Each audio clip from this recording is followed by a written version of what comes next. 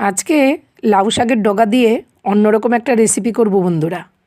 অনেকেই হয়তো আপনারা খান না এই জিনিসটা, আবার অনেকেই খেয়ে থাকেন, কিন্তু যারা একদমই পছন্দ করেন না তারা আমার এই ভিডিওটা দেখে একবার রান্না করে দেখবেন, একটু আপনারা গন্ধ পাবেন না। আমি একটা মিক্সি জারে পেঁয়াজ, রসুন, টমেটো আর লোটে শুটকি মাছ গরম জলে ভালো করে ধুয়ে রেখেছিলাম, সেটা দিয়ে একসাথে পেস্ট করে নিয়েছি। নিয়ে এবার কড়াইতে সর্ষের তেল দিয়ে দিয়েছি, দিয়ে কিছুটা কুচানো পেঁয়াজ দিয়ে দিলাম, দিয়ে পেঁয়াজটা একটু ভেজে নেব। পেঁয়াজটা ভালো করে ভাজা হয়ে গেলে যেই পেস্টটা আমি করেছি সেটা আমি ঢেলে দেব। মিক্সি বাটি ধুয়ে একটু জলও দিয়ে দিয়েছি, দিয়ে এবার পরিমাণ মতো হলুদ, লবণ আর একটু লঙ্কার গুঁড়ো দিয়ে দিলাম, দিয়ে বেশ ভালোভাবে আমি একটু কষিয়ে নিচ্ছি। খুব সুন্দরভাবে কষাতে হবে। দেখতেই পাচ্ছেন পাশ দিয়ে কতটা তেল ছেড়ে দিয়েছে। মশলাটা খুব সুন্দরভাবে কষানো হয়ে গেলে তখন কেটে রাখা সবজি দিয়ে দিতে হবে। এখানে শিম, আলু, টমেটো আমি দিয়েছি, দিয়ে এবার সবজিটা ভালোভাবে কষিয়ে নেব। এইভাবে যদি মশলার সাথে তেলের মধ্যে কষানো যায় তাহলে আপনারা শুটকি মাছের কোনো গন্ধই পাবেন না বন্ধুরা। এরকম করে রান্না করে কাউকে খাওয়ালে কেউ বুঝতেই পারবে না। এবার কেটে রাখা লাউ শাকটা দিয়ে দিয়েছি, দিয়ে বেশ ভালো করে আবারও একটু নেড়ে নেব। খুব সুন্দর করে নেড়ে নিয়েছি। এইবার আমি স্বাদ মতো লবণ দিয়ে দেব। ওই সময় মশলার মধ্যে সামান্য একটু লবণ দিয়েছিলাম, আর এখন আমি পরিমাণ মতো লবণ দিয়ে দিয়েছি। দিয়ে ভালো করে নেড়ে চেড়ে, বেশি না সামান্য একটু গরম জল দিয়ে ঢেকে দেব। সামান্য একটু গরম জল দিয়ে ঢেকে দিলাম।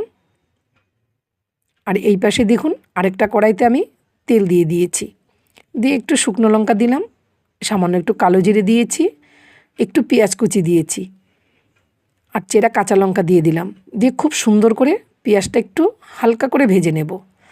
এইভাবে যদি এই রান্নাটা করেন কেউ বুঝতেই পারবে না যে এটা কী খাচ্ছেন। দেখুন পেঁয়াজকালি আলু ভাজা, আপনারা তো অনেকেই পেঁয়াজকালি আলু ভাজা খেয়েছেন, কিন্তু আমি আজকে কিভাবে ফোড়ন দিয়ে রান্নাটা করলাম সেইভাবে একবার হলেও পেঁয়াজকালি ভাজাটা খেয়ে দেখবেন। দারুণ গন্ধ, দারুণ স্বাদ। আপনারা ভুলতেই পারবেন না যে পেঁয়াজকালি ভাজা এত স্বাদ হতে পারে। বেশ ভালো করে লবণ আর হলুদ দিয়ে আমি পেঁয়াজকালি আলুটাকে একটু নেড়ে চেড়ে নেব, নিয়ে ভালো করে চারিদিকে ঘুচিয়ে এনে একটু ঢেকে দেব। গ্যাসের ফ্লেমটা অবশ্যই লোতে রেখেছি। আর এই পাশে ঢাকনাটা তুলে দেখুন সমস্ত সবজি কিন্তু খুব সুন্দরভাবে সেদ্ধ হয়ে গেছে। দেখতেই পাচ্ছেন একদম সেদ্ধ হয়ে গেছে, ডগাটাও সেদ্ধ হয়ে গেছে, শিমটাও সেদ্ধ হয়ে গেছে। খুব সুন্দর করে নেড়ে চেড়ে আমি এই সব তরকারি কিন্তু কোনো রকমই ঝোল হয় না, ঠিক এরকম শুকনো শুকনোই হয়। তারপরে দেখাচ্ছি দেখুন আমি এবার একটা পাত্রে নামিয়ে নিচ্ছি। বন্ধুরা যারা এই রেসিপি খেয়ে থাকেন অবশ্যই আমাকে কমেন্ট করে জানাবেন। আর যারা একদমই খান না বা পছন্দ করেন না, আমার মতো এইভাবে কষিয়ে সবজি দিয়ে রান্না করে খেয়ে দেখবেন, বুঝতেই পারবেন না যেটা শুটকি মাছ। নামিয়ে নিয়েছি একটা পাত্রে। এদিকে পেঁয়াজকালির ঢাকনাটা তুলে পেঁয়াজকালি আলু ভাজাটাও বেশ ভালোভাবে এইভাবে নেড়ে নেব। নিয়ে দেখুন এটাও খুব সুন্দর করে ভাজা হয়ে গেছে। এই ভাজাটার মধ্যে যেহেতু কালো জিরে আর পেঁয়াজ দিয়েছি, দারুণ একটা ফ্লেভার আসে কালো জিরে আর পেঁয়াজের। এই ভাজাটাও খেতে দুর্দান্ত হয়। ব্যাস আজকে ছিল আমার এই রেসিপি, সবজি দিয়ে লাউ শাক দিয়ে শুটকি মাছ আর আলু পেঁয়াজকালি ভাজা। আমার এই ভিডিওগুলো আপনাদের কেমন লাগে বন্ধুরা অবশ্যই কমেন্ট করে জানাবেন। আর প্লিজ একটু লাইক কমেন্ট করে দেবেন। আপনাদের কমেন্টগুলো পড়তে আমার খুবই ভালো লাগে, আর আপনাদের একটা লাইক আর কমেন্ট আমাকে কিছু দূর পৌঁছাতে পারবে। আপনাদের ভালোবাসায় আমি এগিয়ে যেতে পারবো। দেখা হচ্ছে নতুন রেসিপির নতুন ভিডিওতে।